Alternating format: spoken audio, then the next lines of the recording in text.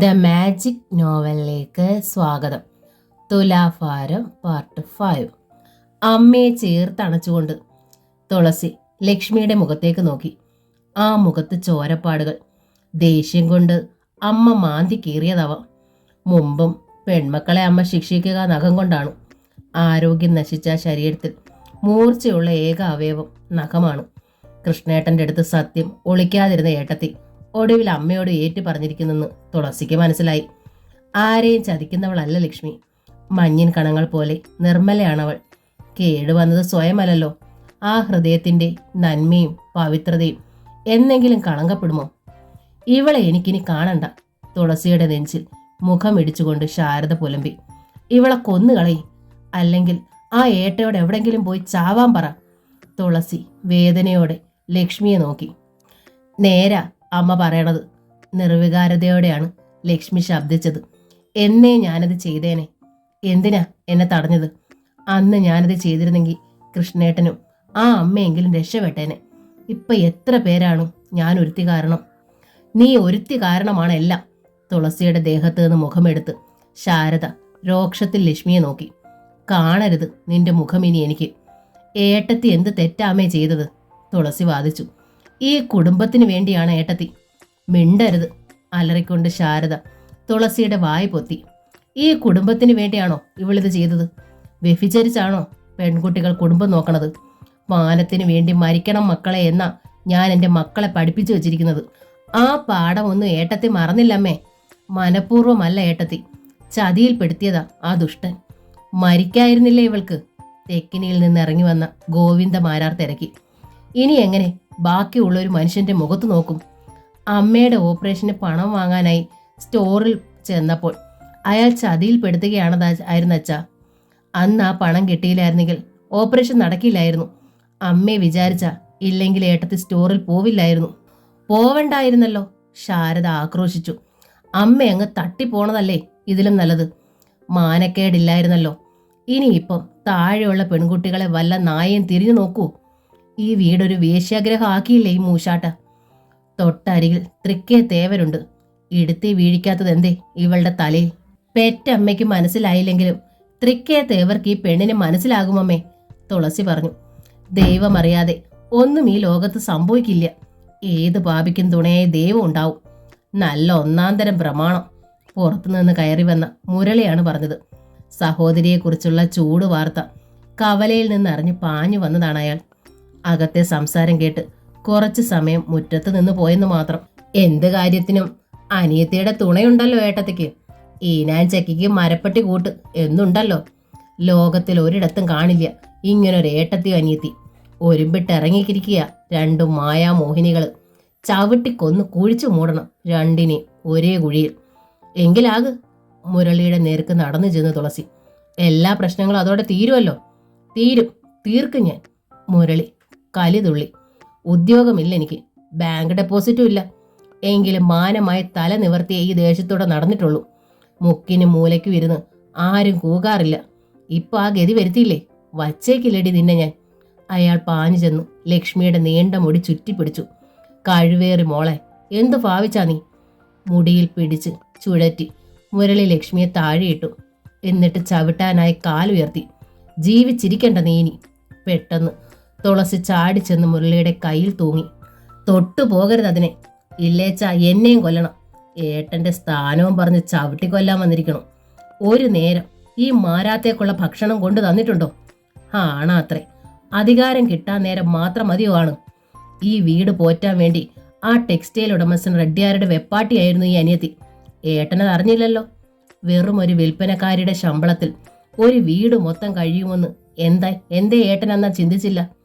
അലമാരയിൽ കൊണ്ടുവന്ന് ഒളിച്ചു വെക്കുന്ന രൂപ കട്ടെടുത്തുകൊണ്ട് പോയി ചെലവാക്കുമ്പോൾ അത് അനിയത്തിയുടെ മാനത്തിന്റെ വിലയായിരുന്നു എന്ന് എന്തേ അറിഞ്ഞില്ല?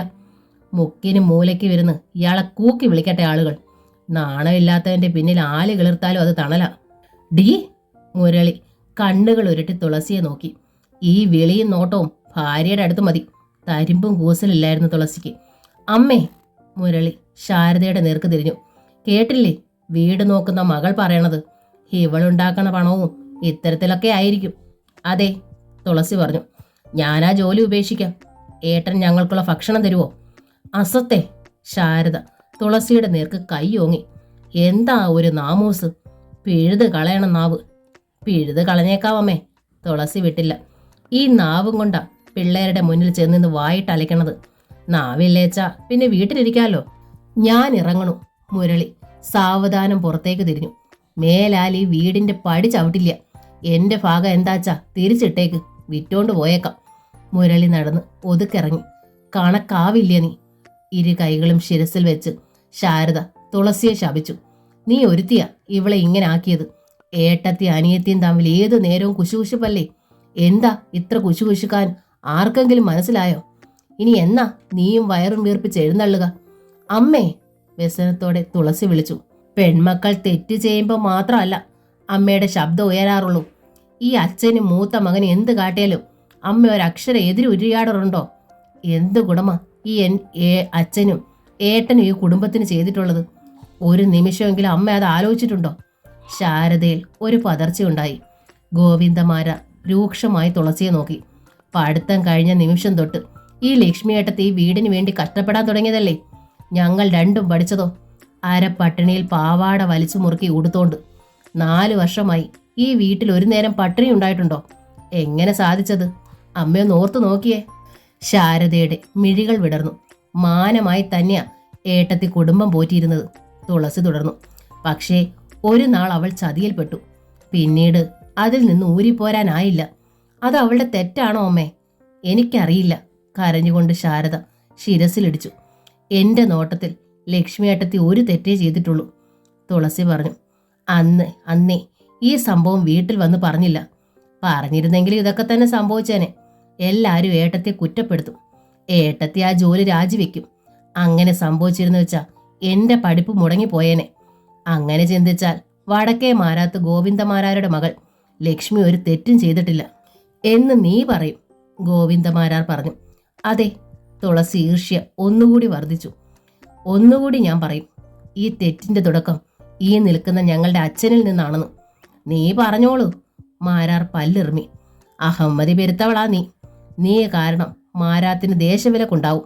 നോക്കിക്കോ. ഒരു മനുഷ്യൻ ഈ മാരാത്ത് കയറാതാവും. പിന്നെ ഭാര്യയുടെ നേർക്ക് തിരിഞ്ഞു. ശാരദേ, നിന്റെ പെൺമക്കളാ നിന്റെ ശാപം. മാനം വേണമെങ്കിൽ ഈ 4 എണ്ണത്തിന് വിഷം വാങ്ങി കൊടുത്തിട്ട് നീയും ചാവ്. മാരാരും ഒതുക്കിറങ്ങി. ശാരദ ഏങ്ങലടിച്ച് കരഞ്ഞുകൊണ്ട് നിലത്തിരുന്നു. എന്റെ തൃക്കേ തേവരെ, ഞാൻ ഇനി എന്താ ചെയ്യുക? അമ്മയെ അവഗണിച്ചുകൊണ്ട് തുളസി ലക്ഷ്മിയുടെ കൈ പിടിച്ചകത്തേക്ക് നടന്നു. വാതിക്കൽ അമ്പരന്ന മുഖങ്ങളുമായി നിന്ന അമ്പിളിക്കുട്ടിയെയും രാധുവിനെയും തുളസി ഒന്ന് തഴുകി ആശ്വസിപ്പിച്ചു. ഏട്ടത്തി വിഷമിക്കേണ്ട. അകത്തെത്തിയപ്പോൾ തുളസി ലക്ഷ്മിയോട് പറഞ്ഞു. നമ്മൾ ഭയന്നതെല്ലാം സംഭവിച്ചു കഴിഞ്ഞിരിക്കുന്നു. ഇനിയിപ്പോൾ ഇതിലധികമായി ഒന്നും വരാനില്ല. പിന്നെ പുറത്തിറങ്ങിയാലത്തെ വിഷമം. ഏട്ടത്തി പുറത്തിറങ്ങണ്ട. എന്ത് പ്രയാസം ഉണ്ടായാലും ഞാനുണ്ട് തുണയ്ക്ക്. തുളസി അടുക്കളയിൽ കയറി നോക്കി. പാത്രങ്ങളെല്ലാം കാലിയാണ്. അടുപ്പിൽ തീ കത്തിച്ച ലക്ഷണവുമില്ല. തീ കത്തിച്ച് തുളസി അടുപ്പിൽ ചോറിനുള്ള വെള്ളം വെച്ചു. എങ്ങനെയും ഈ സന്ദർഭത്തെ നേരിടണമെന്ന് അവൾ മനസ്സിൽ പ്രതിജ്ഞയെടുത്തു. തെക്കേ മാരാത്തുള്ളവരുടെ പ്രതികരണത്തെക്കുറിച്ച് ചിന്തിച്ചപ്പോൾ മാത്രമായിരുന്നു തുളസിക്ക് തളർച്ച അനുഭവപ്പെട്ടത്. നകുലേട്ടൻ തീർത്തും യാഥാസ്ഥിതികനാണ്. ഇങ്ങനെ ഒരു നാണക്കേട് താങ്ങാൻ കക്ഷിക്ക് പ്രയാസം ഉണ്ടാവും. എന്നാലും താനല്ലല്ലോ അപവാദപാത്രം. ലക്ഷ്മിയേട്ടത്തല്ലേ. നകുലേട്ടൻ തന്റെ കാര്യം മാത്രം നോക്കിയാൽ മതിയല്ലോ. ഊണ് കാലമാക്കി വെച്ചിട്ട് തുളസി തെക്കേ മാരാത്തേക്ക് നടന്നു. ഭാഗ്യത്തിന് അവിടെ നകുലൻ മാത്രമേ ഉണ്ടായിരുന്നുള്ളൂ. തുളസിയെ കണ്ടതോടെ അയാളുടെ മുഖം വല്ലാതൊന്ന് കനത്തു. എന്തേ നകുലേട്ടാ എന്നെ കണ്ടപ്പോൾ മുഖം വല്ലാതായത്? തുളസി ചോദിച്ചു. ആ ഉദാസീന ഭാവം നകുലനെ ക്ഷോഭിച്ചു. മുഖം വല്ലാതായെങ്കിൽ അതിന് കാരണമുണ്ടെന്ന് വെച്ചോളൂ. അതെന്താണെന്നാണ് ചോദിച്ചത്. തുളസി ആരാഞ്ഞു. തുളസിക്ക് അറിയില്ലേ കാരണം? നകുലൻ അവളെ നോക്കി.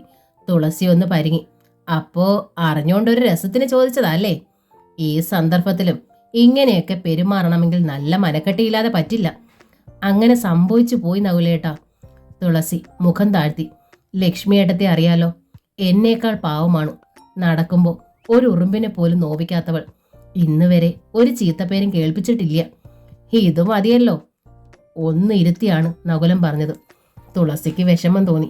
പാവം, ചതിയിൽപ്പെട്ടതാ നകുലേട്ടാ. അവൾ പറഞ്ഞു. ആരോട് പറയാ ഇതൊക്കെ? എന്താ നകുലേട്ടന് വിശ്വാസമില്ലേ? ഞാൻ വിശ്വസിച്ചില്ലെങ്കിൽ എന്താ? ലക്ഷ്മിയെ കല്യാണം കഴിച്ച ആൾ ഞാനല്ലല്ലോ. കൃഷ്ണൻ അവളിൽ വിശ്വാസമില്ലെന്നതിന്റെ തെളിവല്ലേ ഇപ്പോൾ സംഭവിച്ചത്? തുളസിക്ക് ഉത്തരം മുട്ടി. ഒന്ന് ഞാൻ പറയാം, അയാൾ തുടർന്നു. ഞാനാണെങ്കിൽ ഇത് സഹിക്കില്ല. സാരമില്ല, ശിക്ഷ ഏറ്റുവാങ്ങാൻ ലക്ഷ്മിയേട്ടത്തെ തയ്യാറാണ്. ശിക്ഷ? നകുലൻ കിതച്ചു. ലക്ഷ്മിയെ അയാൾ ഇവിടെ കൊണ്ടുവന്ന് വിട്ടു. അതൊരു ശിക്ഷയായി കൂട്ടാക്കണ്ട.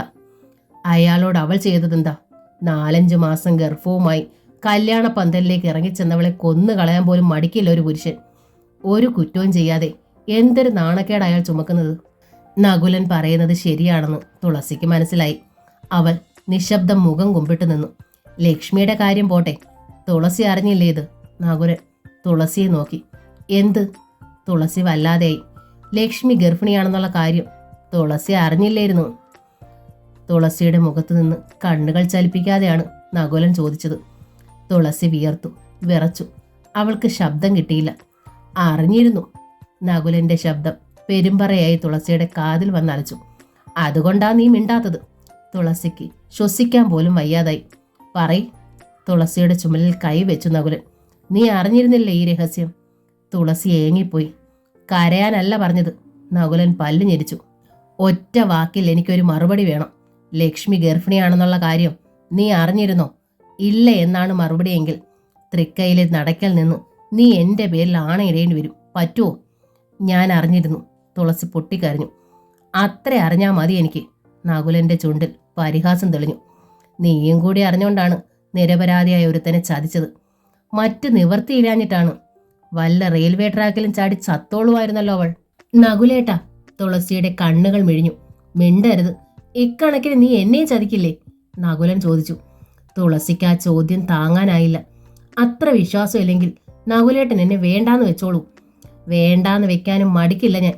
പെണ്ണിന്റെ സ്വത്ത് എനിക്ക് വേണ്ട, സൗന്ദര്യം വേണ്ട, ഉദ്യോഗത്തിലും എനിക്ക് കമ്പമില്ല. പക്ഷേ വിശ്വസ്തയായിരിക്കണം. ഞാൻ അതിന് എന്ത് അവിശ്വസ്തത കാട്ടി? നകുലേട്ടൻ അറിയാതെ ഒരു രഹസ്യമില്ലെന്ന് 100 വട്ടം ആണയിടാറുള്ള നീ ഈ ഭയങ്കര രഹസ്യം എൻ്റെ അടുത്ത് നിന്ന് ഒളിച്ചില്ലേ? ഇത് എൻ്റെ രഹസ്യമല്ല നകുലേട്ടാ, ലക്ഷ്മിയേട്ടത്തിയുടെ രഹസ്യമാണ്. അത് പുറത്താക്കാനുള്ള അവകാശം എനിക്കില്ലല്ലോ. തുളസി കേണു. ലക്ഷ്മിയുടെ രഹസ്യം പെരുമ്പറ കൊട്ടി പുറത്തറിയിക്കണമെന്നല്ല ഞാൻ പറഞ്ഞത്. നകുലൻ അറിയിച്ചു. എന്നോട് രഹസ്യമായി പറയാലോ. എൻ്റെ ഒരു സഹായം ഉണ്ടാവില്ലേ? സാന്ത്വനം ഉണ്ടാവില്ലേ? തുളസിക്ക് ഉത്തരം മുട്ടി. ഇത്രയും വലിയ രഹസ്യം ഒളിച്ചു വെച്ച് നീ തന്നെ നിനക്ക് വന്ന ആലോചന അവൾക്ക് നൽകി. അല്പം പോലും ആത്മനിന്ദയില്ലാതെ ആഹ്ലാദവതിയായി ആ കല്യാണത്തിൽ പങ്കുകൊണ്ടു. സത്യത്തിൽ നിന്നേക്കാൾ സാധു ലക്ഷ്മിയാ. അവളുടെ അന്നത്തെ മുഖം എനിക്ക് ഓർമ്മയുണ്ട്, കരഞ്ഞതുപോലെ. പക്ഷേ നീ അതല്ല. എനിക്കറിയാം. താരം കിട്ടിയാൽ നീ ചതിക്കും. അറിയില്ലെന്നുണ്ടെങ്കിൽ എന്ത് നീ ഒളിക്കും? ഇല്ല, നിന്നെ ഞാൻ വിശ്വസിക്കില്ല. ഒരു കാലത്തും. ഇനി വിശ്വസിക്കില്ല. ഒരു കാലത്തും. നകുലൻ മുഖം തിരിച്ചു നിന്നു. തുളസിക്ക് അപ്പോഴും ശബ്ദിക്കാനായില്ല. കണ്ടോ? നകുലൻ തുളസിയെ ചൂണ്ടി. ഒരക്ഷരം മിണ്ടുന്നുണ്ടോന്നു? ഇല്ല. മറുപടി പറയാൻ നിനക്ക് ഒന്നുമില്ല. മറുപടി ഇല്ലാഞ്ഞിട്ടല്ല നകുലേട്ടാ. തുളസി വീണ്ടും ശബ്ദിച്ചു. നകുലേട്ടൻ പറഞ്ഞതെല്ലാം നകുലേട്ടനെ സംബന്ധിച്ചിടത്തോളം സത്യമാണ്. എന്നാൽ എൻ്റെ വശമെന്നറിയണം. ഞങ്ങൾ 4 പെണ്ണുങ്ങളാ. ഒരെണ്ണം പിഴച്ചൂന്ന് പുറത്തറിഞ്ഞാൽ മതി, ബാക്കി 3ൻ്റെയും ഭാവി തുലയും. കുട്ടികൾ എങ്ങനെ പുറത്തിറങ്ങി നടക്കും? ഈ ദേശത്തെ എനിക്ക് പേടിയായിരുന്നു, അതുകൊണ്ട് ഒളിച്ചു. നകുലേട്ടനോട് പറയാൻ പോലും എനിക്ക് പേടിയായിരുന്നു. അതുകൊണ്ട് വല്ലവൻ്റെയും പാപം നിരപരാധിയായ ഒരുത്തൻ്റെ തലയിൽ കെട്ടിവെച്ചു. നിരപരാധിയൊന്നും അല്ല. അത്രയും പറഞ്ഞിട്ട് തുടർന്ന് സംസാരിക്കാനാവാതെ തുളസി നിർത്തി. അതാണ് ന്യായം ഇല്ലേ? നകുലന്റെ ഒച്ച ഉയർന്നു. അയാൾ നിരപരാധി അല്ലെന്ന്. അത്ര നിരപരാധികളായ ഒരു ചെറുപ്പക്കാരനെ ഇന്ന് കാണാൻ കിട്ടില്ല. അത്യാവശ്യം വികൃതികളൊക്കെ എല്ലാം അവന്റെ കയ്യിലും കാണും. എന്നുവെച്ച് അവർക്കുള്ള ശിക്ഷയാണോ വല്ലവന്റെയും ഗർഭം? വെറുതെ സമർത്ഥിക്കുന്നതിൽ അർത്ഥമില്ലെന്ന് തുളസിക്ക് തോന്നി. ഇത്തരം സന്ദർഭത്തിൽ സ്നേഹമുള്ളവർ മനസ്സിലാക്കാൻ ശ്രമിക്കുന്നതാണ് വേണ്ടത്. തനിക്കാണ് ഇങ്ങനെ ഒരു അബദ്ധം പറ്റിയിരുന്നെങ്കിൽ താൻ എന്ത് ചെയ്തേനെ? നകുലൻ ചോദിച്ചു. എന്റെ തലയിൽ കെട്ടിവെക്കില്ലേ? ഇല്ല, തുളസി പറഞ്ഞു. എന്തുകൊണ്ടില്ല? എനിക്കങ്ങനെ സംഭവിക്കില്ല.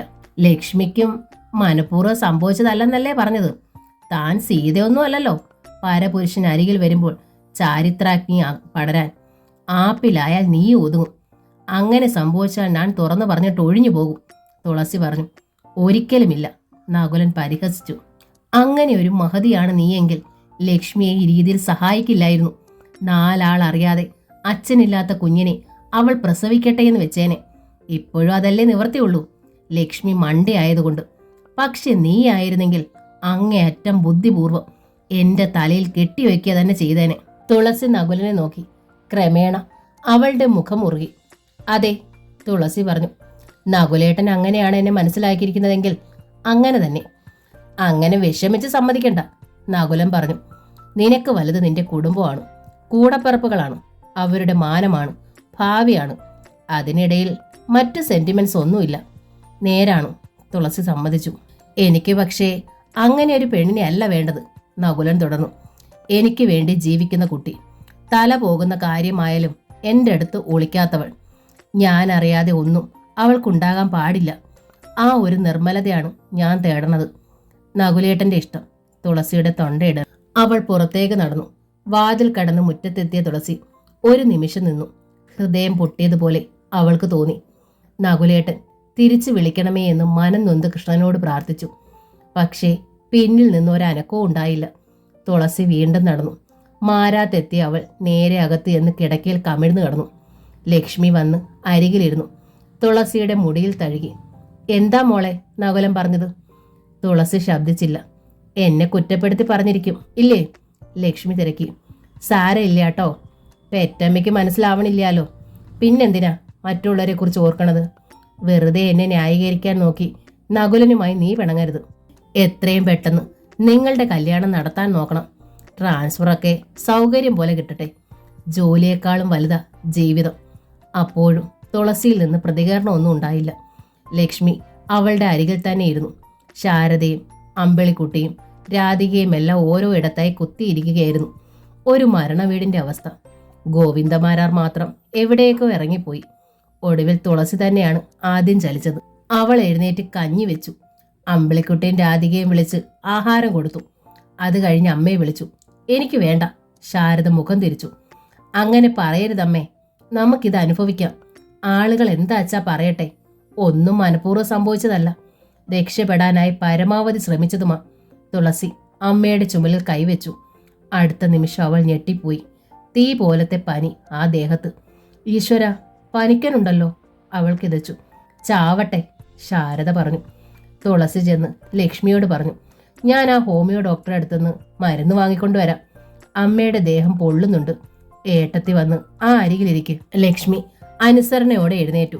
അവൾ അരികിലെത്തിയതോടെ ശാരദ ആക്രോശിച്ചു. എൻ്റെ അടുത്ത് വരരുത്, ഞാൻ ഇറങ്ങി ഇവിടെ നോടും. പറഞ്ഞതുപോലെ ചെയ്യുമെന്ന് ആ മുഖം വ്യക്തമായിരുന്നു. ലക്ഷ്മി നിന്നിടത്ത് തന്നെ സ്തബ്ധയായി നിന്നു. ഹോമിയോ ക്ലിനിക്കിലേക്ക് പോകുമ്പോഴും വരുമ്പോഴും ആളുകൾ അത്ഭുതത്തിലും പരിഹാസത്തിലും തുളസിയെ ശ്രദ്ധിച്ചു. ചിലർ മുരടനക്കി.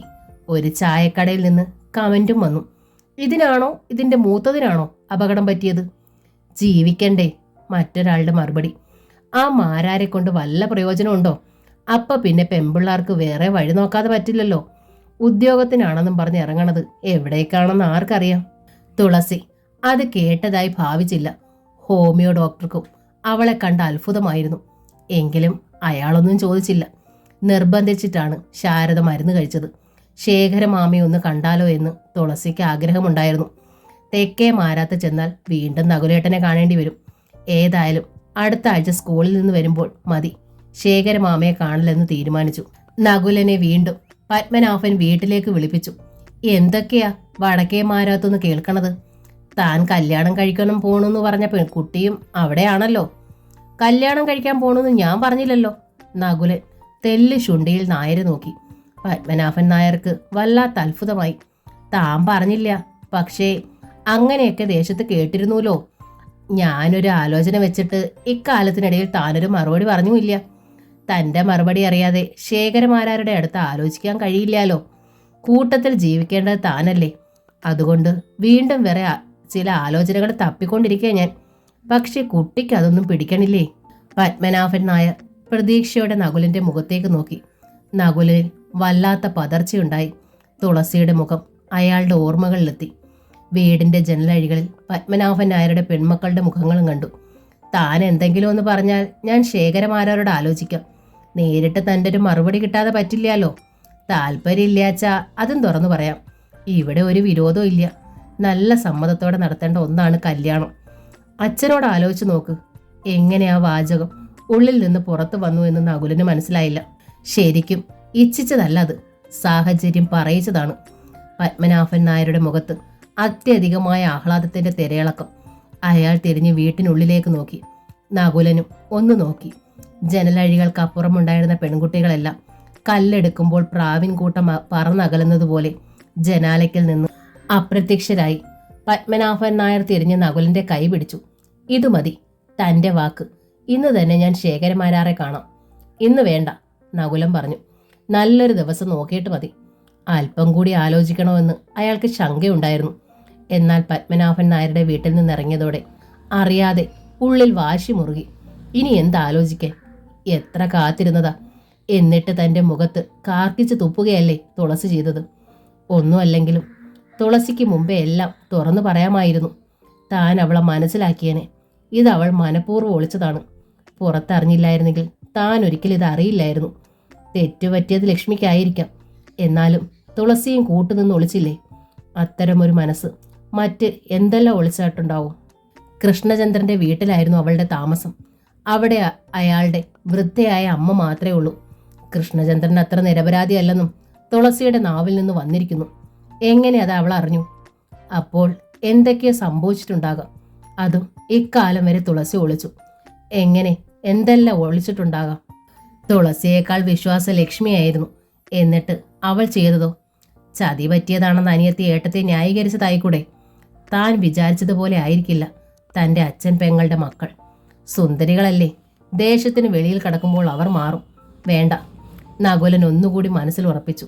എങ്കിലും പത്മനാഭൻ നായരുടെ മകളുമായുള്ള കല്യാണം ഉടനടി കയറി തീരുമാനിക്കാൻ അയാൾക്ക് ഉദ്ദേശമില്ലായിരുന്നു. എന്നാൽ പത്മനാഭൻ നായർ പിറ്റേന്ന് തെക്കേ മാരാത്തെത്തി. ഇന്നൊരു നല്ല ദിവസമാണ്. ഞാൻ ജ്യോത്സ്യരെ കണ്ടു. ഇത് കഴിഞ്ഞാൽ പിന്നെ ഇത്തരം കാര്യങ്ങൾക്കൊരു നല്ല നാൾ 2 ആഴ്ച കഴിഞ്ഞേ ഉള്ളൂ. ശുഭസ്യ ശീക്രോന്നല്ലേ? ശേഖരമാരാർക്ക് ഒന്നും മനസ്സിലായില്ല. അയാൾ പത്മനാഭൻ നായരെ അമ്പരപ്പിൽ നോക്കി. മാരാർ അന്താളിപ്പോടെ നകുലനെ നോക്കി. നകുലൻ മുഖം കുനിച്ചു. അച്ഛൻ്റെ അടുത്ത് ആലോചിച്ചോളൂന്നു നകുലൻ പറഞ്ഞതുകൊണ്ടാണേ ഞാൻ വന്നത്, പത്മനാഭൻ നായർ അറിയിച്ചു. കല്യാണം ഉറപ്പിച്ചാൽ അന്ന് തന്നെ റേഷൻ കട നകുലന്റെ പേരിൽ ഞാൻ എഴുതി കൊടുക്കും.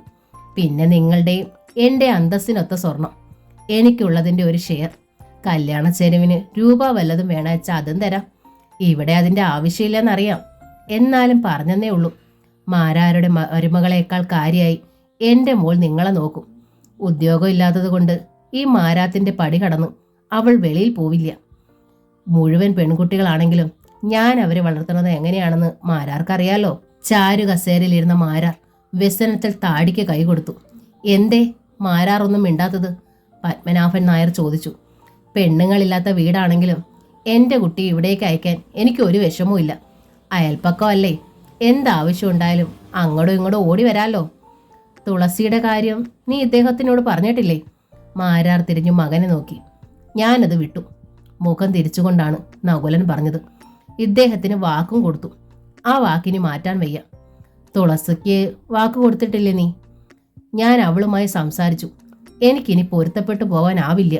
ശേഖരമാരാർ പത്മനാഭൻ നായരുടെ നേർക്ക് തിരിഞ്ഞു. ഞാൻ എന്താ പറയുക? ഇവന്റെ കല്യാണക്കാര്യം ഇവൻ തന്നെയാ തീരുമാനിക്കുക. എന്നാലും ഒരു പെൺകുട്ടിയുടെ കണ്ണീര്. അച്ഛൻ എന്തായി പറയണത്? പരസ്പരം പൊരുത്തപ്പെടാനാവാത്തവർ തമ്മിൽ വേർപിരിഞ്ഞിട്ട് പുനർവിവാഹം ചെയ്യണില്ലേ? അതിനിടയിലൊക്കെ കണ്ണീരും നെടുവീർപ്പും ഒക്കെ ഉണ്ടാവും. ആരെങ്കിലും അത് കണക്കിലെടുക്കാറുണ്ടോ? തുളസിക്ക് വലുത് അവളുടെ കുടുംബമോ. എനിക്ക് ആവശ്യം ഈ വീടിനായി ഒഴിഞ്ഞു വെച്ചൊരു പെണ്ണ. പത്മനാഭൻ നായരുടെ ചുണ്ടിൽ ഒരു പുഞ്ചിരി വിടർന്നു.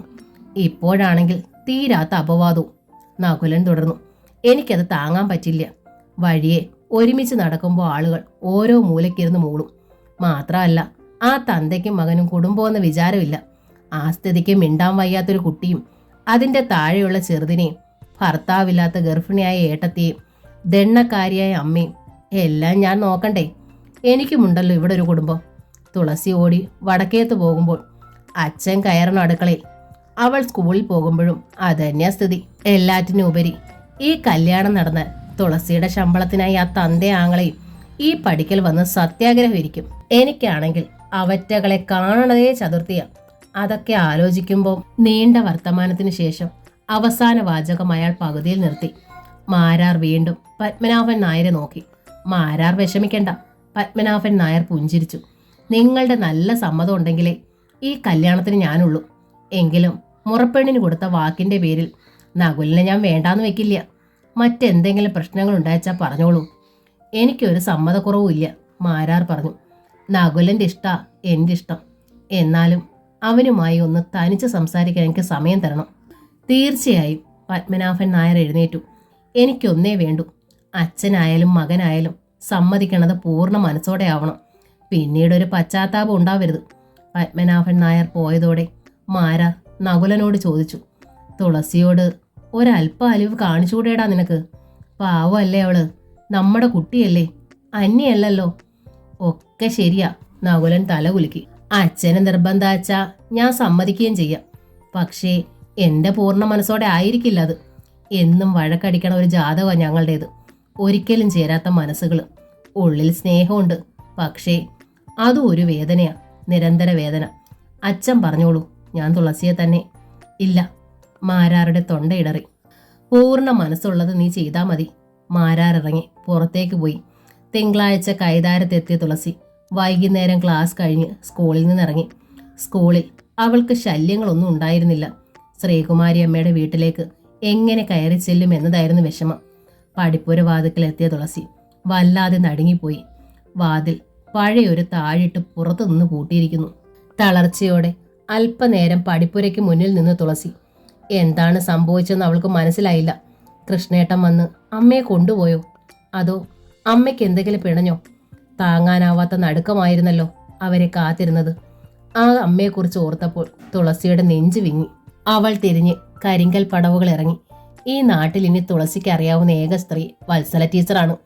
ശ്രീകുമാരിയമ്മയുടെ വീട്ടിലെത്തിച്ചതും വത്സല ടീച്ചറാണല്ലോ. പക്ഷെ വത്സല ടീച്ചറുടെ വീട് തുളസിക്ക് അറിയില്ലായിരുന്നു. മാഷുമാർ താമസിക്കുന്ന പുഴക്കരയിലെ ലോഡ്ജിലേക്കാണ് അവൾ ചെന്നത്. ആദ്യമായാണ് ആ ഭാഗത്തേക്ക് കടക്കുന്നത്. ലോഡ്ജിന് ഏതാണ്ട് ഒരു അമ്പലത്തിന്റെ മാതൃകയായിരുന്നു. മാഷന്മാരെ അന്വേഷിച്ചപ്പോൾ അകത്തുനിന്ന് ഇറങ്ങി വന്നത് അബുമാഷാണ്. ലുങ്കിയും ബനിയനുമായിരുന്നു മാഷിന്റെ വേഷം. നിന്റെ പൊന്നു ടീച്ചറെ, വത്സല ടീച്ചറെ അല്ലാതെ അവരുടെ വീട് എനിക്കറിയില്ല. ഉണ്ണിരവി മാഷ് ഒരിക്കൽ പോയിട്ടുണ്ടോന്ന് സംശയം. എന്തേ ഈ സന്ധ്യ നേരത്ത്?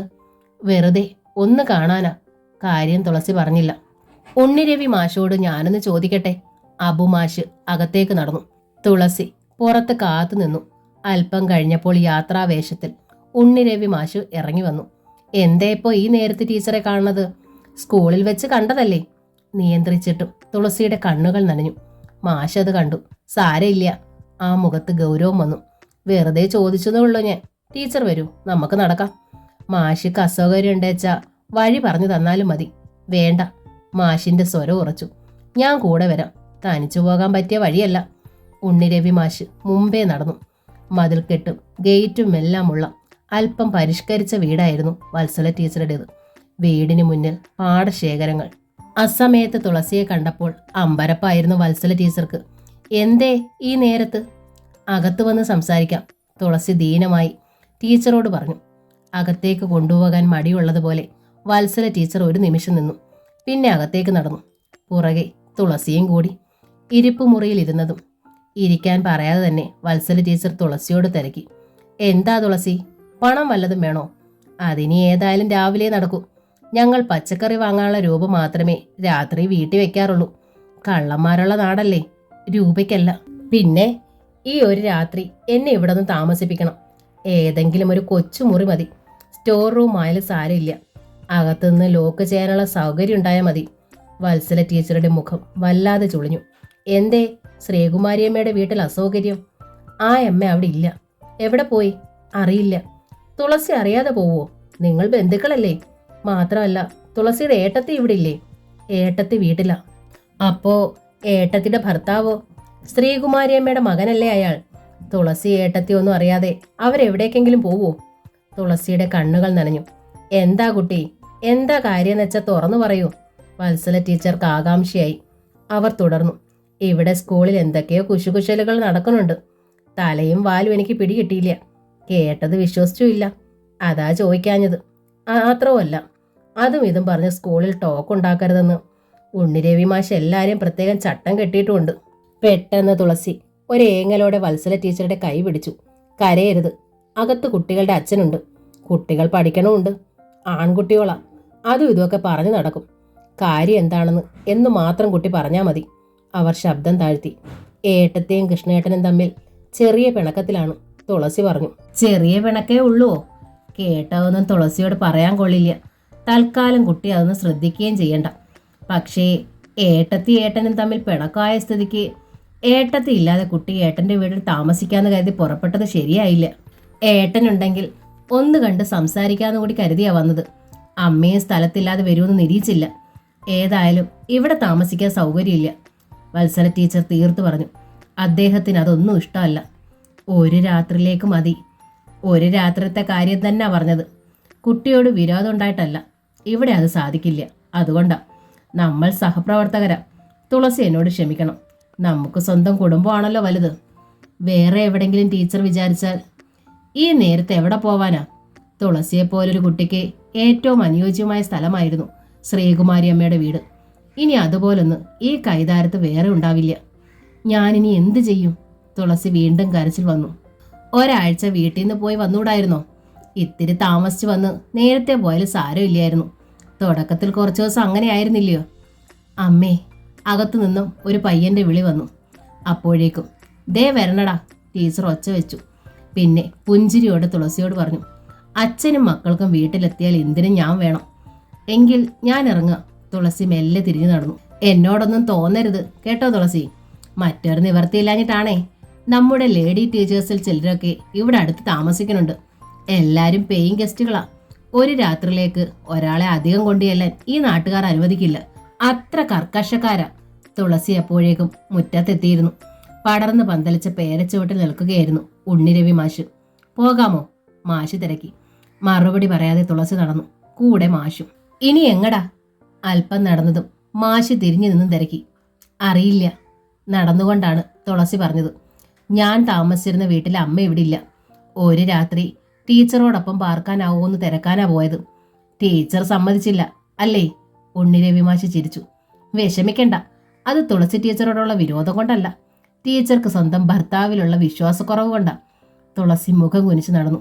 വഴിയിൽ ഇരുട്ട് കനത്തിരുന്നു. ഞാൻ വേണാച്ച ഒരു മാർഗം നിർദ്ദേശിക്കാം. കേട്ടയുടനെ അമ്പരന്ന് ബഹളം കൂട്ടരുത്, മാഷ് പറഞ്ഞു. മാഷിന്റെ നേർക്ക് തുളസി മുഖം തിരിച്ചു. ലോഡ്ജിലെ എൻ്റെ മുറി ഞാൻ ഒരു രാത്രിയിലേക്ക് ടീച്ചർക്ക് തരാം. വൃത്തിയുള്ള നല്ല കിടക്കയുണ്ട്, അറ്റാച്ച്ഡ് ടോയ്ലറ്റും. ആകെ ആ ഒരു മുറി മാത്രമേ അതുള്ളൂ കേട്ടോ. ബാക്കിയെല്ലാം കോമൺ ടോയ്ലറ്റാ. നല്ല ഉറപ്പുള്ളൊരു ബോൾട്ടും ഉണ്ട്. ഞാൻ അബുമാഷിൻ്റെയോടൊപ്പം അയാളുടെ മുറിയിൽ കൂടിക്കളാം. രാത്രി ഞങ്ങൾ രണ്ടാളും ഉറക്കമൊഴിച്ച് ടീച്ചർക്ക് കാവലും ഇരിക്കാം. എന്തേ? മാഷി തിരക്കി. തുളസി മിണ്ടിയില്ല. ടീച്ചർക്ക് ഞാൻ പറഞ്ഞത് വിശ്വാസമായില്ലെന്ന് തോന്നണു. ഈ രാത്രി പെട്ടെന്ന് ഇപ്പോൾ ഈ കൈതാരത്ത് മറ്റൊരു താമസ സ്ഥലം കിട്ടില്ല. പൊടുന്നനെ തുളസി നിന്നു. അതോടെ ഉണ്ണിരവി മാഷും. മറ്റൊരു മാർഗമുള്ളത് ഒരു ജീപ്പ് പിടിച്ച് നേരെ സ്വന്തം വീട്ടിലേക്ക് പോവുക എന്നുള്ളതാണ്. തുണയ്ക്ക് വേണേച്ചാൽ ഞാനും വരാം. തുളസിയുടെ വീട്ടിലെത്തുമ്പോൾ ഒരു നേരമാവും. പിന്നെ രാവിലെ മടങ്ങി പോരണ്ടേ? ഈ രാത്രിയിൽ ജീപ്പ് കൂലി നല്ലൊരു സംഖ്യയാവും.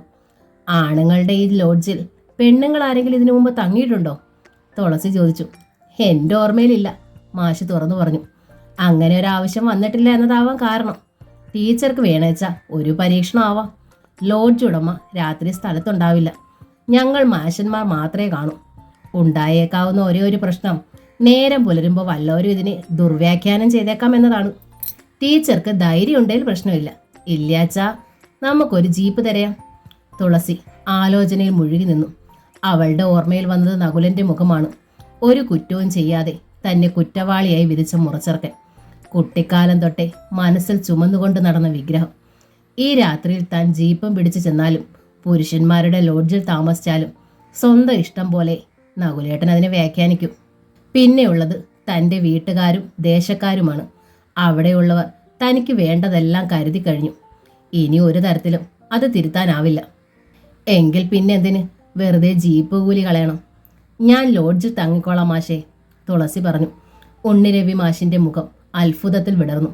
മാഷ് പറഞ്ഞതിലും വൃത്തിയുള്ള മുറിയായിരുന്നു അത്. 1-2 പെയിന്റിങ്സ് ചുവരിൽ തൂക്കിയിരുന്നു. നല്ല ഭംഗിയുള്ള കിടക്കവിരിയും മേശവിരിയും, ഫ്ലവർ വേസിൽ സുഗന്ധം മായാത്ത പുതുപ്പൂക്കൾ, ഭംഗിയായി അടുക്കി വെച്ച പുസ്തകങ്ങൾ. മാഷിൻ്റെ വേഷത്തിലെ ഉദാസീനത മുറിയിൽ കാണാനില്ല. ജഗ്ഗിൽ കുറച്ച് തണുത്ത വെള്ളം കൂടി കൊണ്ടുവച്ചു മാഷ്. ടീച്ചർക്ക് എന്താണ് കഴിക്കാൻ വേണ്ടത്? ഒന്നും വേണ്ട, നല്ല തണുത്ത വെള്ളം ഉണ്ടല്ലോ, അത് തന്നെ ധാരാളം. എങ്കിൽ വാതിലടച്ച് ബോൾട്ട് ഇട്ടോളൂ. ധൈര്യം തോന്നുന്നെങ്കിൽ ഉറങ്ങാം. ഇല്ലേച്ച ഉറക്കം ഒഴിച്ച് നേരം വെളുപ്പിക്കാം. ഞങ്ങളേതായാലും പുറത്ത് ഉറങ്ങാതെ ഉണ്ടാവും. തുളസിയുടെ ചുണ്ടിൽ ഒരു പുഞ്ചിരി തെളിഞ്ഞു. So good night. ഉണ്ണിരവി മാഷി തിരിഞ്ഞു പുറത്തേക്ക് നടന്നു. മാഷി വീട്ടിൽ പോവാറില്ലേ? തുളസി തിരക്കി. മാഷി തിരിഞ്ഞു നിന്നു. വീട്ടിൽ ആരൊക്കെയുണ്ട്? അമ്മ. കല്യാണം കഴിച്ചിട്ടില്ലെന്ന് പറഞ്ഞത് കൊണ്ട് ആ അമ്മയെ തിരക്കിയത്. അമ്മയില്ല, മാഷി പുഞ്ചിരിയോടെ പറഞ്ഞു. അച്ഛനും ഇല്ല. പിന്നെ ബ്രദേഴ്സ് ഉണ്ട്. പിന്നെ ഒരാൾ കൂടിയുണ്ട്. കല്യാണം കഴിക്കാൻ പോണ പെണ്ണല്ലേ? ആരോ ഒരിക്കൽ പറഞ്ഞ കേട്ട കേൾവിയുണ്ട്. അതെ, ഉണ്ണിരവി മാഷി പുഞ്ചിരിച്ചു. പിന്നെന്തേ കല്യാണം താമസിപ്പിക്കുന്നത്? പെൻഷനാവാനാ? അങ്ങനെ ഒരു കുസൃതി ചോദിക്കാനുള്ള സ്വാതന്ത്ര്യം തനിക്കുണ്ടോ എന്ന് ആലോചിക്കാതെയാണ് തുളസി തിരക്കിയത്. അതൊന്നും ചെറിയ കുട്ടികൾ അറിയണ്ട, മാഷ് കണ്ണിറുക്കി കാണിച്ചുകൊണ്ട്. എന്നിട്ട് പുറത്തേക്ക് നടന്നു. കുറച്ചു കഴിഞ്ഞാണ് തുളസി വാതിൽ ബോൾട്ട് ഇട്ടത്. പിന്നെ ശാന്തമായി അവൾ ഉറങ്ങി. വാതിലിൽ മുട്ടുകേട്ടാണ് അവൾ ഉണർന്നത്. മാഷ് വെളിച്ചുണർത്തിയതാണ്. പുഴയിലിറങ്ങി അദ്ദേഹം കുളി കഴിഞ്ഞിരുന്നു. ഉണ്ണിരവി മാഷിന്റെ പ്രത്യേക ശുപാർശയിൽ പിറ്റേന്ന് മുതൽ രുക്മിണി ടീച്ചറോടൊപ്പം താമസിക്കാൻ തുളസിക്ക് സൗകര്യം കിട്ടി. കൈതാരം പ്രൈമറി ഹെൽത്ത് സെന്ററിലെ ഒരു സിസ്റ്ററിന്റെ വീടായിരുന്നു അത്. സിസ്റ്ററും 2 ചെറിയ കുട്ടികളും രുക്മിണി ടീച്ചറുമാണ് അവിടെ താമസം. വീട്ടിലേക്കുള്ള യാത്രയിൽ തന്നെ രുക്മിണി ടീച്ചർ തിരക്കി. ഇന്നലെ രാത്രി മാഷിൻ്റെ ഒപ്പം ആയിരുന്നു ഇല്ലേ താമസം? പ്രായമായവരെ പോലെ തോന്നുമെങ്കിൽ അത്ര പ്രായമൊന്നുമില്ല മാഷിക്ക്. പോരെങ്കിൽ കൈതാരം സ്കൂളിലെ ഏക അവിവാഹിതനും. അവിവാഹിതയുമല്ലേ നിങ്ങൾ രണ്ടും? തുളസി മറുപടി പറഞ്ഞില്ല. മുഖത്ത് ഗൗരവമായിരുന്നു. വീട്ടിലെ ഒരു മുറി രുക്മിണി ടീച്ചറിനും തുളസിക്കുമായിരുന്നു. തുളസിക്ക് കട്ടിലുണ്ടായിരുന്നില്ല. ഉറങ്ങാൻ നേരം രുക്മിണി തുളസിയോട് പറഞ്ഞു. തുളസിയുടെ ഏട്ടത്തിയെ ഭർത്താവ് ഉപേക്ഷിച്ചു എന്ന് കേട്ടത് നേരാണോ എന്ന് ശാന്തമ്മ എന്നോട് ചോദിച്ചു. ആശുപത്രിയിൽ ജോലി ചെയ്യണ ശാന്തമ്മ ഇതെങ്ങനെ മനസ്സിലാക്കിയോ ആവോ? ഏതായാലും ഞാനൊരക്ഷരം മിണ്ടാൻ പോയില്ല. തുളസിയും അധികം അടുക്കണ്ട, പരദൂഷണത്തിന്റെ ആശാട്ടിയാണെന്നാ കേൾക്കണത്. തുളസി ശബ്ദിച്ചതേയില്ല. ഇത്തിരി കഴിഞ്ഞപ്പോൾ രുക്മിണി ടീച്ചറുടെ കൂർക്കം വലി കേൾക്കായി. വെള്ളിയാഴ്ച 2 പീരീഡ് നേരത്തെ തുളസി വീട്ടിലേക്ക് പുറപ്പെട്ടു. ക്ഷേത്രനടയ്ക്കൽ ബസ് ഇറങ്ങിയപ്പോൾ അവൾക്ക് മോഹം തോന്നി. പഴയ പോലെ റേഷൻ കടയുടെ മുന്നിലൂടെ പോയാലോ? ആ പഴയ മനോഭാവത്തോടെ എത്ര കാലമായി നകുലേട്ടനെ കണ്ടിട്ട്. പ്രേമം നെഞ്ചിൽ നിന്ന് ഊർന്നു പോയിരുന്നു. ലക്ഷ്മിയേട്ടത്തിയുടെ ദുര്യോഗം അറിഞ്ഞതോടെ പകരം വേദനയായിരുന്നു ഉള്ളിൽ ചുമന്നിരുന്നത്. റേഷൻ കടയുടെ ഭാഗത്തേക്ക് തിരിയാൻ തുടങ്ങിയപ്പോഴാണ് പിന്നിൽ നിന്ന് സരസു നങ്ങിയാർ വിളിച്ചത്. തുളസിക്കുട്ടിയെ. തുളസി തിരിഞ്ഞു നിന്നു. വരും വഴി ആ കുട്ടി? അതെ. അറിഞ്ഞ വിശേഷങ്ങൾ? ആ ചോദ്യത്തിനൊപ്പം നങ്ങിയാർ ചുറ്റും നോക്കിക്കൊണ്ട് ശബ്ദം താഴ്ത്തി. തുളസി ഒന്ന് നടങ്ങി. മാരാത്ത് വീണ്ടും വല്ലത് സംഭവിച്ചിരിക്കുന്നു. എന്താ? അവൾ കിതച്ചു. തെക്കേ മാരാത്തെ നകുലന്റെ കല്യാണം നിശ്ചയിക്കാൻ പോണു. വരുന്ന ഞായറാഴ്ച. റേഷൻ കട ഉടമ പത്മനാഭൻ നായരുടെ മോളുമായി. ഭൂമി ഒന്ന് കുലുങ്ങിയതായി തുളസിക്ക് തോന്നി. പക്ഷേ അവളിൽ ചലനമുണ്ടായില്ല. എങ്കിലും നിമിഷങ്ങൾ കടന്നപ്പോൾ ബോധ്യമായി ഭൂമി വട്ടം കറങ്ങുകയാണ്. നങ്ങിയാർ പിന്നീട് പറഞ്ഞതൊന്നും തുളസിയുടെ കാതിൽ കയറിയില്ല. അവൾ മാരാത്തേക്ക് നടന്നു. കടക്കരുത് ഈ അടിച്ചതിനകത്ത്. മുറ്റത്തെത്തിയ തുളസിയോട് ഉമ്മറ ഇറയത്ത് നിന്ന് ശാരദ കൽപ്പിച്ചു. ഏട്ടത്തി അനിയത്തിയും കൂടി എല്ലാം തികച്ചുല്ലോ. നകുലൻ വേറെ കല്യാണം കഴിക്കാൻ പോണു. പകലും രാത്രിയും നോക്കാതെ വാലിൽ തൂങ്ങി നടന്നതല്ലേ. നീയും വല്ലത് സമ്പാദിച്ചു വെച്ചിട്ടുണ്ടെങ്കിൽ പറഞ്ഞോളൂ. ഏട്ടത്തെ അനിയത്തിയെ ഒരുമിച്ച് ആശുപത്രിയിലാക്കാം. ഒരക്ഷരം മിണ്ടാതെ തുളസി മുറ്റത്ത് നിന്നു. അമ്മയെ അവൾക്കറിയാം. ഇങ്ങനെയൊന്നും സംസാരിക്കുന്നവളല്ല വടക്കേ മാരാത്തെ ശാരദ. ഈയിടെ ഏതാണ്ട് സമനില തെറ്റിയതുപോലെയായിരുന്നു. മെലിഞ്ഞ് എല്ലിൻ കൂടായ ശരീരം ഇറയത്ത് നിന്ന് വിറയ്ക്കുകയാണ്. താങ്ങാവുന്നതിലധികം താങ്ങിയ ശരീരവും മനസ്സുമാണ്. തളർന്നു വീണാൽ പിന്നെ തെക്കേ തൊടിയിൽ പട്ടട ഒരുക്കിയേ വേണ്ടു. അമ്മേ. തുളസി നടന്നു വന്ന് ശാരദയുടെ കൈ പിടിച്ചു ചോദിച്ചു. നഷ്ടം എനിക്കല്ലേ അമ്മേ? എൻ്റെ നെഞ്ചിൽ തിളയ്ക്കുന്ന അത്രയും സങ്കടം അമ്മയ്ക്ക് വേണ്ടല്ലോ. ദാ അമ്മ നോക്ക്. അമ്മയുടെ താടിയിൽ തൊട്ടു അവൾ. ഞാനിത് സഹിച്ചിരിക്കുന്നു. ഒരു കണക്കിന് നന്നായിന്നേ ഞാൻ കരുതുന്നത്. എനിക്കെൻ്റെ കുടുംബം നോക്കാലോ. കല്യാണം നടന്നാൽ നകുലേട്ടൻ്റെ അനുവാദം ചോദിക്കേണ്ടി വരില്ലേ? കുടുംബത്തിന് വേണ്ടി നീ നിന്റെ ജന്മം കുരുതി കഴിക്കാൻ പോവാ? ശാരദ ആരാഞ്ഞു. അതെ. തുളസി പുഞ്ചിരിച്ചു. എനിക്കതിൽ യാതൊരു ഖേദവുമില്ല. അകത്ത് മറ്റൊരു ബലിമൃഗം കൂടി കഴിയണുണ്ടല്ലോ. അതും സ്വന്തം ജന്മം കുരുതി കഴിച്ചതല്ലേ ഈ വീടിനു വേണ്ടി. പകരം അമ്മയുടെ ഒരേ ഒരു മകന് സുഖമായ ജീവിതം ഉണ്ടായില്ലേ. അച്ഛനും സുഖമായി കഴിയണം. വളരുന്നതനുസരിച്ച് പെൺമക്കളെ കുരുതി കഴിക്കട്ടെ അച്ഛൻ. താഴെ 2 കൂടി വളർന്നു വരുന്നുണ്ടല്ലോ. ശാരദ കോപവും താപവും കൊണ്ട് വിവശയായിരുന്നു. പക്ഷേ മകൾക്ക് എന്തു മറുപടി നൽകണമെന്ന് അവർക്കറിയില്ലായിരുന്നു. അമ്മ വിഷമിക്കണ്ട. തുളസി അമ്മയെ ചേർത്ത് പിടിച്ചു. നകുലേട്ടന് ഒരു നല്ല ജീവിതം ഉണ്ടാവട്ടെ, അങ്ങനെയാ ഞാൻ പ്രാർത്ഥിക്കണത്. തുളസി തിരിഞ്ഞകത്തേക്ക് നടന്നു. വടക്കിനിയുടെ വാതിൽപ്പുറം ചാരി ലക്ഷ്മി നിന്നിരുന്നു. ഏട്ടത്തിയെ കണ്ട് തുളസി പുഞ്ചിരിക്കാൻ ശ്രമിച്ചു. ലക്ഷ്മിയുടെ കണ്ണുകൾ തുളുമ്പി. എനിക്ക് സംഭവിച്ചതൊക്കെ ഒരുവിധം ഞാൻ താങ്ങിക്കഴിഞ്ഞു. അല്പം കരുത്തുമായി. ഇപ്പോ നിനക്കും ഈ അവസ്ഥ വന്നല്ലോ മോളെ. എന്തവസ്ഥ? നിസ്സാരഭാവത്തിൽ തുളസി ലക്ഷ്മിയെ നോക്കി. നകുലേട്ടനുമായുള്ള കല്യാണം നടന്നിരുന്നെങ്കിലത്തെ അവസ്ഥയായിരുന്നു ഇതിലും പരിതാപകരം. ഈ വീട്ടിലേക്ക് എനിക്ക് തിരിഞ്ഞു നോക്കാൻ പറ്റില്ലായിരുന്നു. തിരിഞ്ഞു നോക്കണ്ട, ലക്ഷ്മി പറഞ്ഞു. നിനക്കൊരു നല്ല ജീവിതം ഉണ്ടാകുമായിരുന്നല്ലോ. അതിനിയും ഉണ്ടാകുമെന്ന് സമാധാനിക്കേ. അല്ലാതെ സംഭവിച്ച നഷ്ടത്തെക്കുറിച്ച് ഓർമ്മിപ്പിച്ച് എന്നെ തളർത്താതെ. ഇടനാഴിയുടെ പെട്ടിപ്പുറത്ത് വന്നിരുന്നു തുളസി. ഇരിക്കാൻ വരട്ടെ. തുളസിയുടെ കൈ പിടിച്ച് എഴുന്നേൽപ്പിച്ചു ലക്ഷ്മി. തെക്കേ മാരാത്തേക്ക് നീ ചെല്ല്. നകുലന്റെ കാല് പിടിക്ക്. കല്യാണം നിശ്ചയിച്ചില്ല. ഞായറാഴ്ച നിശ്ചയിക്കാൻ പോണതേയുള്ളൂ. നകുലേട്ടൻ നിശ്ചയിച്ച് കാണുമല്ലോ. അല്ലാതെ ഈ വാർത്ത പുറത്തു വരുമോ? പെൺകുട്ടിയുടെ വീട്ടുകാർക്ക് വാക്കും കൊടുത്ത് കാണുമല്ലോ. നീ അമ്മാമ്മയൊന്ന് കാണുമോളെ. അമ്മാമ്മ എന്ത് പറയുമെന്ന് അറിയാലോ. അമ്മാമ്മ കൂടി സമ്മതിക്കാതെ വിവാഹ നിശ്ചയത്തിന് ഒരുങ്ങോ? നീ ഇങ്ങനെ ചോദ്യങ്ങൾ ചോദിക്കാതെ ഞാൻ പറയണതൊന്നനുസരിക്ക്. നകുലനെ ഒന്ന് കാണുന്നത് കൊണ്ട് ദോഷമൊന്നും ഉണ്ടാവില്ലല്ലോ. ഞാൻ ഇനി നകുലേട്ടനെ കാണില്ല. തുളസിയുടെ മുഖം ഉറച്ചു. ഇരുന്നിട്ടും കാല് പിടിച്ചിട്ടും എനിക്ക് ആരുടെയും സ്നേഹം വേണ്ട. ഇതെന്നെ മാത്രം ബാധിക്കണ പ്രശ്നമാണ്. എന്റെ നെഞ്ചിലെ സങ്കടം ഏട്ടത്തിക്ക് ഊഹിക്കാനാവില്ല. എന്നാലും അത് ഞാൻ ആരെയും അറിയിക്കില്ല. അടുക്കളയുടെ ഓവിനരികിൽ ചെന്ന് കിണ്ടിയിൽ നിന്ന് വെള്ളമെടുത്ത് അവൾ മുഖം കഴുകി. കിണ്ടി വാലിൽ നിന്ന് കുറച്ച് വെള്ളം തൊണ്ടയിലേക്ക് ഒഴിച്ചു. ഒരേമ്പക്കം ഇട്ടു. പിന്നെ ലക്ഷ്മിയെ നോക്കി പുഞ്ചിരിച്ചു. നിറഞ്ഞു. സമാധാനമായി. ലക്ഷ്മി വേദനയോടെ തുളസിയെ നോക്കി നിന്നു. സന്ധ്യയ്ക്ക് തുളസി ദീപാരാധന തൊടാൻ തൃക്കയിൽ പോയില്ല. രാധിക്ക് കണക്ക് പറഞ്ഞു കൊടുത്തുകൊണ്ടിരുന്നു. മുടക്കമില്ലാത്ത ദിവസങ്ങളിൽ തൃക്കയിലെ തൊഴൽ മുടക്കാറില്ലല്ലോ നീ? ലക്ഷ്മി ചോദിച്ചു. എന്തേ, ദൈവത്തോടും പിണക്കോ ആയോ? എനിക്കാരോടും പിണക്കമില്ല. ലക്ഷ്മി ശ്രദ്ധിക്കാതെയാണ് തുളസി പറഞ്ഞത്. തൃക്കയിൽ പോകാഞ്ഞത് ആരെയും കാണണ്ടാന്ന് വെച്ചാ കാണുന്നവർക്കൊക്കെ ചോദിക്കാൻ ചോദ്യം ഉണ്ടാവും. അന്യന്റെ വ്രണത്തിൽ വിരൽത്തുമ്പ് താഴ്ത്തണതൊരു സുഖമാണല്ലോ. അങ്ങനെ എന്നെ കൊണ്ട് ആരും സൂഹിക്കണ്ട. ഇവിടെ ഇരുന്നാൽ ഈ കുട്ടിക്ക് അത് പ്രയോജനമാവുമല്ലോ. പിറ്റേന്ന് ലക്ഷ്മിയും കൊണ്ട് അവൾ നാട്ടിലുള്ള ഗൈനക്കോളജിസ്റ്റിനെ ചെന്ന് കണ്ടു. എല്ലാം അവരോട് തുറന്നു പറഞ്ഞു. ഡോക്ടറിൽ നിന്ന് യാതൊരു കമൻറ്റും ഉണ്ടായില്ല. ഒരേകദേശ ഡേറ്റ് അവർ പറഞ്ഞു. അത് അങ്ങടും ഇങ്ങടും മാറാം. അല്പം നേരത്തെ ഹോസ്പിറ്റലിൽ അഡ്മിറ്റ് ആവണതാ നല്ലത്. തുളസിയാണ് സമ്മതം പറഞ്ഞത്. ബസ് ഇറങ്ങി നടക്കുമ്പോൾ ഒരു സ്ത്രീ അവളോട് തിരക്കി. ഏട്ടത്തിക്കുട്ടിക്ക് ഏതാ 10? അടുത്ത മാസം. ഒട്ടും കൂസലെന്നെയാണ് തുളസി മറുപടി കൊടുത്തത്. വയറ് കണ്ട അത്രയും തോന്നും. ആ സ്ത്രീ വിട്ടില്ല. പക്ഷേ കല്യാണം കഴിഞ്ഞിട്ട്? ചോദ്യത്തോടൊപ്പം അവർ ലക്ഷ്മി ഒന്ന് അടിമുടി ചുഴിഞ്ഞു നോക്കി. കല്യാണത്തിന് മുമ്പേ ഉള്ളതാ, തുളസി പറഞ്ഞു. അത്രയല്ലേ നിങ്ങൾക്കറിയണ്ടോ? ഇനിയും കൂടുതൽ വല്ലതും അറിയണമെങ്കിൽ മാരാത്തേക്ക് വാ. ലക്ഷ്മിയുടെ കൈ പിടിച്ച് അവൾ നടന്നു കഴിഞ്ഞു. ഞായറാഴ്ച ദിവസം വടക്കേ മാരാത്തെ ആരും വീട്ടിൽ നിന്ന് വെളിയിൽ ഇറങ്ങിയില്ല. ഗോവിന്ദ മാരാർ പോലും ഉമ്മറത്തെണ്ണയിൽ വിരിച്ച തഴപ്പായിൽ വെറുതെ മലർന്നു കിടന്നു. ഇടവഴിയിലൂടെ ആളുകൾ തെക്കേ മാരാത്തേക്ക് പോകുന്നത് കാണാം. പോകും വഴി ചിലർ വടക്കേ മാരാത്തേക്ക് എത്തി നോക്കി. അത് കണ്ടതോടെ ഗോവിന്ദൻ പുറം തിരിഞ്ഞു കിടന്നു. എണ്ണ കാച്ചാൻ കയ്യൂന്നിയും തേടി വന്ന സാവിത്രി വാരസ്യാർ ശാരദയോട് തിരക്കി. കല്യാണ നിശ്ചയത്തിന് പോയില്ലേ ശാരദ? ഇല്ല, ശാരദ പറഞ്ഞു. ഇവിടെ ക്ഷണിച്ചിട്ടില്ല. ഇല്ലേ? അത് കുറെ കഷ്ടമാണല്ലോ. വാരസ്യാർ മൂക്കത്ത് വിരൽ ചേർത്തു. സ്വന്തം കൂടപ്പറപ്പല്ലേ ശേഖരമാരാർ. അങ്ങേക്ക് വലിയ പേരൊക്കെയുണ്ട്. നിങ്ങൾക്ക് ഇത്തിരി പേരുദോഷം സംഭവിച്ചു എന്ന് കൂട്ടിക്കോ. എന്നാലും ഇങ്ങനെ തിരിഞ്ഞിടിക്കാമോ?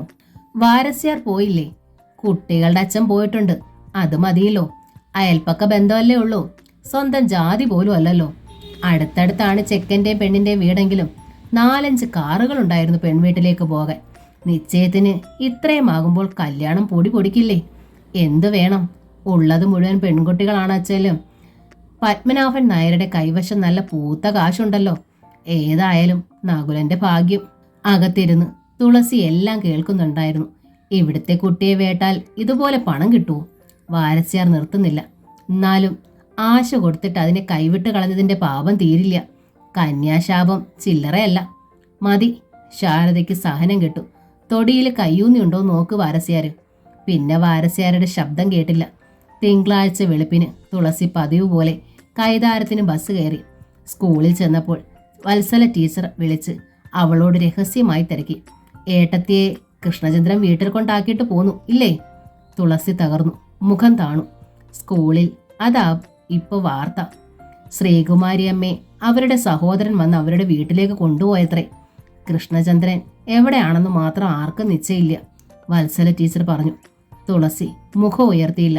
എന്തേ കൃഷ്ണചന്ദ്രൻ ആ കുട്ടിയെ തിരികെ കൊണ്ടുവിടാൻ കാരണം? തുളസിയുടെ നിയന്ത്രണം നഷ്ടമായി. അവളിൽ നിന്ന് ഒരേങ്ങൽ പുറത്തു വന്നു. ലക്ഷ്മി 5-6 മാസം ഗർഭിണിയായിരുന്നോ? ഇവിടെ കേൾക്കണത് അങ്ങനെയാ, വത്സല ടീച്ചർ തുടർന്നു. തുളസിയുടെ കൂടെ പാർക്കണ രുക്മിണി ടീച്ചർ ആ വാർത്ത കൊട്ടിക്കോഷിച്ച് നടക്കണത്. കുട്ടിയുടെ നാട്ടിൽ നിന്ന് കിട്ടിയതാണത്രേ. എങ്ങനെയാ അത് ഇവിടെ എത്തിയെന്ന് എനിക്കറിയില്ല. നേരാണോ എന്ന് നേരിൽ ചോദിച്ചു എന്ന് മാത്രം. കാര്യം എന്തായാലും ഞാനൊരക്ഷരം ആരോടും മിണ്ടണില്ല. കേട്ടത് നേരാ, തുളസി പറഞ്ഞു. വത്സല ടീച്ചറിൽ ഞെട്ടലുണ്ടായി. ആ കണ്ണുകളൊന്ന് ചെറുതായി. അപ്പോ ടീച്ചർ അറിഞ്ഞുകൊണ്ടാണോ ആ കുടുംബത്തെ ഈ ചതി കാണിച്ചത്? തുളസി മിണ്ടിയില്ല. അത് ശരി, വത്സല ടീച്ചർ പല്ലിറുമി. ഇത്രയും ഞാൻ വിചാരിച്ചില്ല. കേട്ടത് കളവാകണേന്ന് പ്രാർത്ഥിച്ചവളാ ഞാൻ. കാരണം സ്വന്തം അനിയത്തിയെ കുട്ടിയെ പോലെയാ കുട്ടിയെ ഞാൻ കണ്ടിരുന്നത്. പറഞ്ഞിട്ട് വെട്ടിത്തിരിഞ്ഞു നടന്നു ടീച്ചർ. തുളസിക്ക് നെഞ്ച് പൊട്ടുന്നത് പോലെ തോന്നി. എല്ലാം എന്റെ തെറ്റാ. പക്ഷേ എന്തുകൊണ്ട് താനത് ചെയ്തു എന്ന് ദൈവത്തിനെങ്കിലും ബോധ്യമാവുമോ? സ്റ്റാഫ് റൂമിലേക്ക് ചെല്ലുമ്പോൾ അവിടെ അടക്കി പിടിച്ച വർത്തമാനം നടക്കുകയായിരുന്നു. തുളസിയുടെ മുഖം കണ്ടതോടെ എല്ലാവരും നിശബ്ദരായി. 1-2 പേർ ഇറങ്ങി പുറത്തേക്ക് പോയി. പടച്ചോൺ പൊറുക്കണതല്ലോ ഇവിടെ മനുഷ്യന്മാര് ചെയ്യണത്. അബുമാഷ് നെടുവീർപ്പയച്ചു. ആരും തുളസിയോട് മിണ്ടിയില്ല. എല്ലാ മുഖങ്ങളിലും വെറുപ്പ് കനത്തിരുന്നു. ഇക്കണക്കിന് അധ്യാപകരെ കുറിച്ച് മനുഷ്യർക്കുള്ള വില തന്നെ പോകും, ജെസ്സി ഡാനിയൽ പറഞ്ഞു. തന്റെ സീറ്റിൽ തുളസി മുഖം കുമ്പിട്ട് നിശബ്ദം ഇരുന്നു. ക്ലാസ് മുറിയിൽ വെച്ച് അവൾ കുട്ടികൾ കാണാതെ പുറം തിരിഞ്ഞു നിന്ന് കരഞ്ഞു. കുട്ടികൾ അമ്പരപ്പിൽ പരസ്പരം നോക്കി. വരാന്തയിൽ വെച്ച് ഉണ്ണിരവി മാഷു മാത്രം തുളസിയോട് സഹതാപപൂർവ്വം അറിയിച്ചു. മനുഷ്യനൊരു വിധിയുണ്ട്. ചീത്തപ്പേര് കേൾക്കണ്ടപ്പോ നമ്മളത് കേട്ട് തന്നെ ആവൂ ടീച്ചറെ. അതിന് നമ്മൾ ചീത്തയാവണമെന്നില്ല. ശ്രീകൃഷ്ണ പരമാത്മാവിനെ കുറിച്ച് പോലും അപവാദങ്ങൾ ഉണ്ടായില്ലേ? സമന്തകമണി മോട്ടിച്ചൂന്ന്. വല്ലതും മോട്ടിച്ചിട്ടാണോ? അല്ലല്ലോ. തുളസി ഒരു മറുപടിയും പറഞ്ഞില്ല. വൈകുന്നേരം താമസിക്കുന്ന വീട്ടിലെത്തിയപ്പോൾ രുക്മിണി ടീച്ചർ ചോദിച്ചു. വരാന്തയിൽ വെച്ച് ഒരാൾ സഹതപിക്കണത് കണ്ടല്ലോ. ക്രോണിക് ബാച്ചിലർ ആണ്. ഇത്തിരി വയസ്സ് കൂടിയെന്ന് വെച്ച് പ്രശ്നമൊന്നുമില്ല.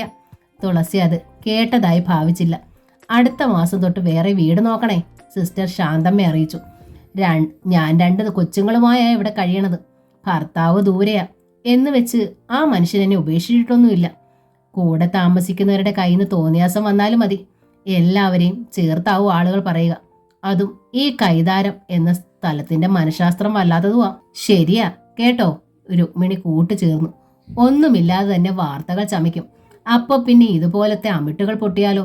തുളസി ഒന്നും പറഞ്ഞില്ല. ശാന്തമ്മ തുളസിയെ നോക്കി. ചേച്ചി പറഞ്ഞത് ഞാൻ കേട്ടു.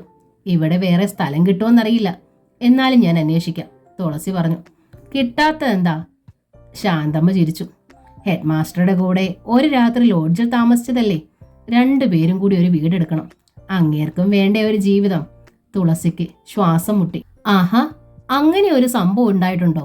രുക്മിണി അത്ഭുതം കാട്ടി. ഒന്നും അറിയാത്തതുപോലെ ശാന്തമ്മ ചിറി കോട്ടി. രുക്മിണി ടീച്ചറല്ലേ എന്നോടിത് പറഞ്ഞത്?